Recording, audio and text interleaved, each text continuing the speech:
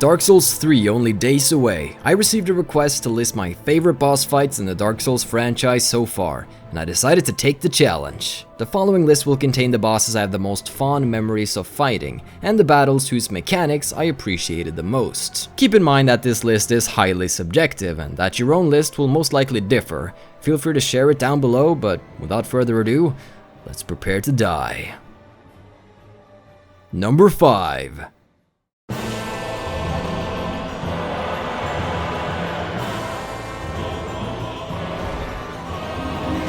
Bell Gargoyles.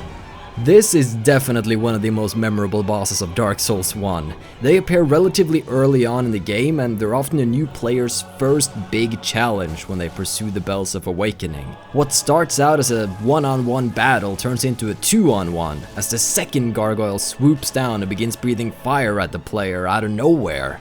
I remember the feeling of despair when I died at this boss over and over, and how accomplished I felt when I finally came through after practice and patience and getting good.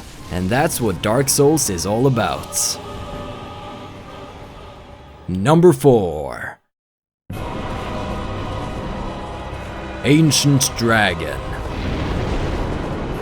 The fight itself isn't all that advanced in terms of gameplay, but the sheer aesthetic of this Dark Souls 2 boss really stuck with me. The immense size of the foe you're fighting, coupled with the breathtaking musical piece, makes battling this dragon an epic endeavor. It's a humbling experience to arrive at this point in the game and still be dwarfed by this beast. Your greatsword can barely chip away at its toenails. The dragons and wyverns you encounter in the rest of the franchise have always felt a bit lackluster to me, so it was very refreshing to see them properly display this mythical creature.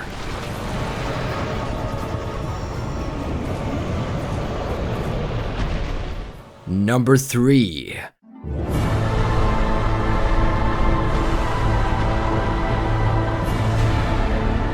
Burnt Ivory King.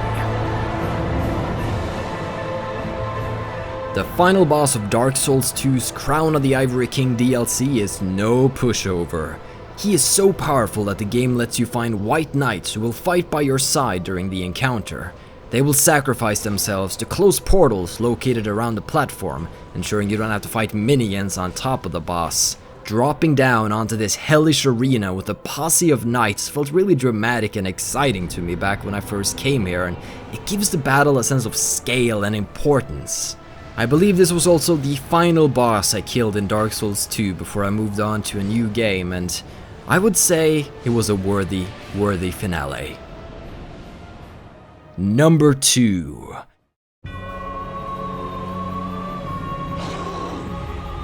Sif, the Great Grey Wolf.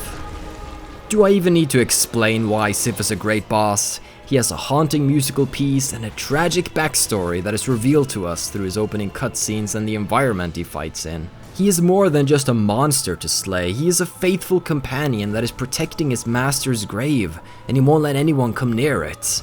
Sif will begin to limp around if you hurt him enough, showing signs of exertion and pain, and it makes it all the more heartbreaking to deal that finishing blow. His design is also really neat. I never thought I'd be fighting against a giant wolf with a greatsword in his mouth. There is always an uproar in Twitch chat when Sif is killed, and for good reason. Prepare to die? More like prepare to cry. Number 1. Pinwheel. I'm just messing with ya. Pinwheel sucks. The true number 1 is... Ornstein and Smough. The Dragon Slayer and the Executioner. What a pair the two of them make.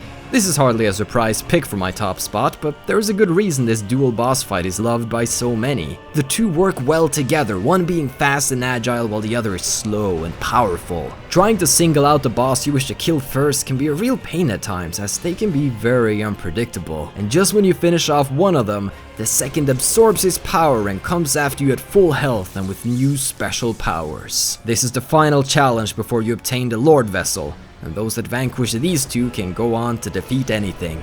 Although I'm still a bit salty over my death back in 2013, I was trying to defeat them at Soul Level 1 and I got so close to doing it on my first go, only to lose to a ridiculous damage hitbox. Wait, he's gonna do the butt slam again?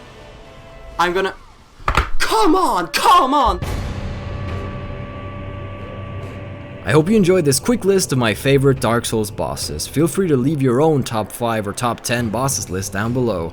If you wish to see my playthrough of Dark Souls 3, you may click the box on the screen now. Additionally, you can find links to all my Dark Souls content in the description below. Stay dark, everybody.